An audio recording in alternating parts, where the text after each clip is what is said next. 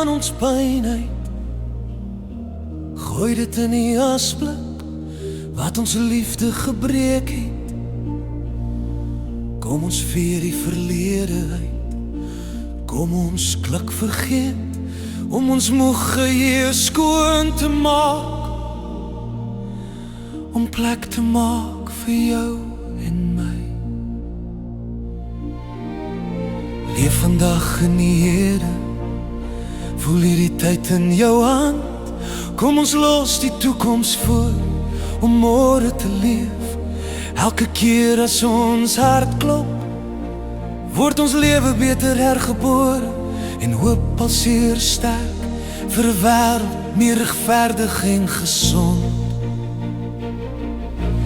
Hou foto's in die laai, herinner ons wie ons nie meer is nie. Foute word gereedskap om te poleer. Wat van ons oorbly wanneer die horlosie uitvee? Die jaar wat verby is en die lig begin opklaar. Kom ons rooster op die jaar wat eindig en die nuwe jaar wat op die punt staan om te begin. Elke stap vorentoe is die einde van wat ons nie goed gedoen het nie, van wat oppervlakkig was. Die toekoms is eers môre, geen nodig om te jaag nie. Asem diep die liefde, bevrug deur die lug wat ons longe vul. Kom saam met my sonder vrees om ons lewe weer te begin. Wanneer die hart jaag, dit lyk soos 'n teken dat daar nog tyd is om alles weer van voor af te begin. En om te verander wat seer maak.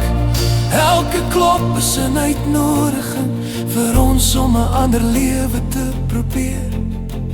Wat die moeite werd is om te leef, om ons storie te skryf sonder wrok, slegs met liefde. Hou foto's in die laai, herinner ons wie ons nie meer is nie. Foute word gereedskap om te poleer. Wat van ons oorbly wanneer die horlosie uitvee? Die jaar wat verby is en die lig begin opklaar. Kom ons rooster op die jaar wat eindig en die nuwe jaar wat op die punt staan om te begin.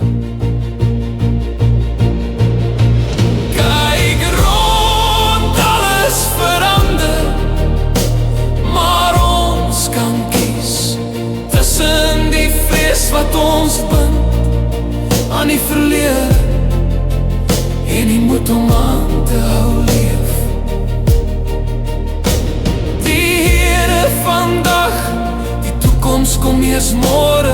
Elke hart klop, herinner net die hoop vir 'n beter wêreld.